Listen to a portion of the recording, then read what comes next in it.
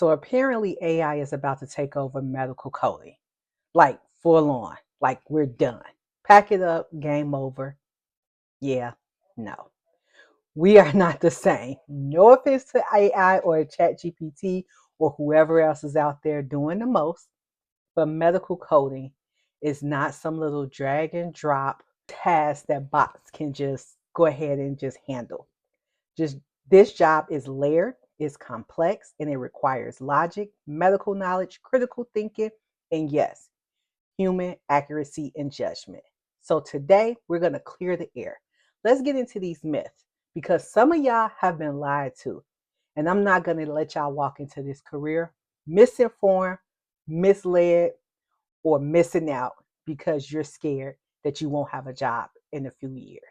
Look, I get it. Every time there's a new tech advancement, everybody get their panties in a bunch, talking about it's over with for y'all. AI is gonna take over. Your jobs are gonna be eliminated. But while I do believe AI is going to be a game changer, like, yeah, it's gonna help us work faster. It's gonna catch those errors that we keep creating. It's gonna boost accuracy. It's not gonna be able to walk into the hospital and start coding complex surgical cases. There is way too many moving parts, too much context and continuity, too many compliance rules, too much human logic baked into this work for AI to fully replace us. In fact, if anything, I think AI is going to force us to get better. It'll really push coders and billers to really understand complex coding guidelines, billing policies, specialty nuances, and documentation rules. So, yeah, we'll have to level up our skills, but that's a good thing, right? And with HIPAA and data privacy laws, no, we're not just going to handle over patient records to some AI tool and call it a day. Let's be real. Think about that. And with that being said, listen, if you are watching this and you're thinking about getting into medical coding and you don't know how to get started, I got you. Check out my ebook. It's called How to Get Started in Medical Coding.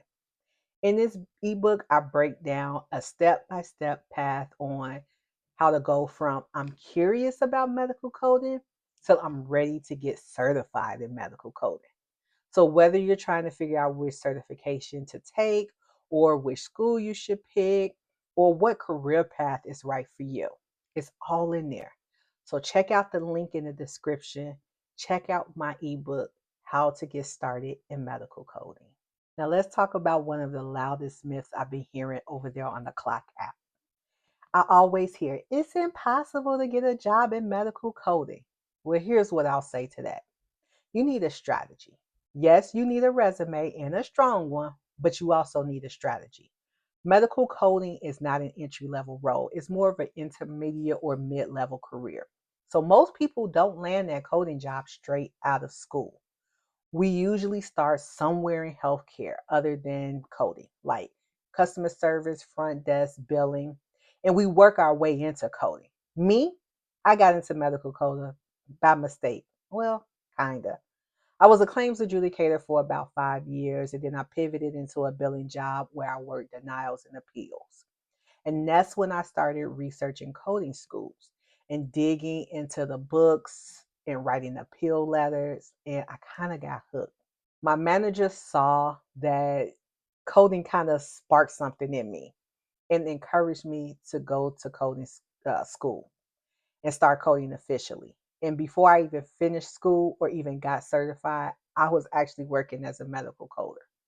So, no, I didn't have a hard time finding the job, but I also accidentally built a strategic path by gaining the right experience first. And here's the key: networking. Networking is huge. That's how I got my foot in the door. And that's how you can too. Connections really, really does matter in our field, just like they do in any other profession. So when I harp on networking, it's not just because it's some buzzword that's going around. It's because it made a difference in my career. And I really, really believe it'll make a difference in your career as well. And if you're on your way to building your own career path into medical coding, whether it's through experience, networking, or studying smarter, or a combination of them all, Check out my new ebook. It's called Game Plan: Medical Coding Exam Strategies You'll Wish You Knew Sooner. It's a full strategy on how you can pass your medical coding exam with ease. It puts you in a winning mindset. This is the game plan that I wish I had when I was first studying to become a medical coder and taking my very first medical coding exam. It's full of gems, tips, and tricks and strategies that I've picked up over the years of taking tests to obtain my credentials. I just jam packed them all in the ebook, and I am definitely passing them along to you. So check out the link in my description if you are preparing to sit for a medical coding exam and feel like you need extra help, or you just need a winning strategy to help you to pass this exam with ease. Y'all, now let's talk about this myth. If I get more credentials, I'll make more money. No, let's unpack this one gently, shall we? No, you won't automatically get more money the more credentials you have. Having all those letters behind your name looks cute. It makes you look more professional, but they don't pay you more unless you also have the experience to back it up. What really moves the salary needle is your years in the coding game, your expertise in a specialty, your credentials, to some extent, your location, and your negotiation skills. Now, later on down the line, sure, an employer might say, hey, if you want a senior coding role, then we need you to get another credential. But when you're starting out, focus on getting good, not getting all those letters behind your name. That's not the goal. The goal is to be a great medical coder with experience that is invaluable to your company, so they have a reason to want to pay you the big bucks. And this next myth that I hear sometimes drives me crazy. Some people think that once you get into medical coding, you're kind of stuck at that position forever. And honestly, that is the furthest thing from the truth. Medical coding has so many career paths. You can go into auditing, education, compliance, risk management, revenue cycle management, consulting, or even start your own business like I did. Medical coding is just a starting point, not the box. And for the record, coding is creative.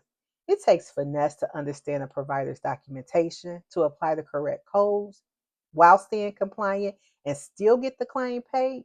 So, no, we're not just applying letters and numbers to a claim all day. We're analyzing, we're interpreting, and we're translating a medical story into billable data. So, don't sleep on medical coding. It's the launching pad to a thriving career or business. All right, now let's talk about everybody's favorite subject: salary, money. There is a myth out there that medical coders don't make good money. I even had someone put it in my comments, and that's flat out wrong. Medical coding is one of the highest paid non clinical careers in healthcare. How much you make depends on your experience, your specialty, and your credentials a little bit, your location, and your negotiation skills. People are out here making 60, 70, 80, 90, even six figures in this career. It's not a side hustle job. It is a career that pays well. And so that one just reminds me, y'all. I be over on TikTok getting all the tea on medical coding, especially on my lives. Are y'all following me over there? I'm at the medical coding girl. So go ahead and follow me because I be going live over there a lot and we have a good time. You can also check out my Facebook page at Level Up Medical Coding. It's a community for us to all come together, whether you are preparing for a medical coding certification or you just want to be in a community full of like-minded individuals that is in medical coding and billing. Go to the Facebook page and join us over there. Look, I get it. There is a lot of noise out there about this field, and the purpose of this video is for me to help lessen that noise. And if you're watching this and thinking, I just don't know what to believe, here's what I'll leave you with. Medical coding is real. It is legit. It's challenging. It's not perfect, but it's absolutely worth it, especially if you are a person that loves order, logic, and the medical field, and you're a lifelong learner.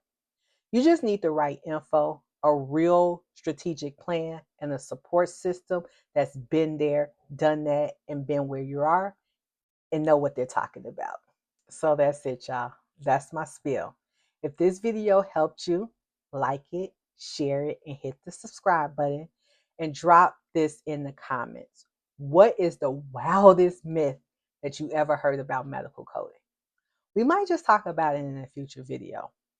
So until next time, keep studying, keep growing, and keep leveling up. I'll talk to you soon.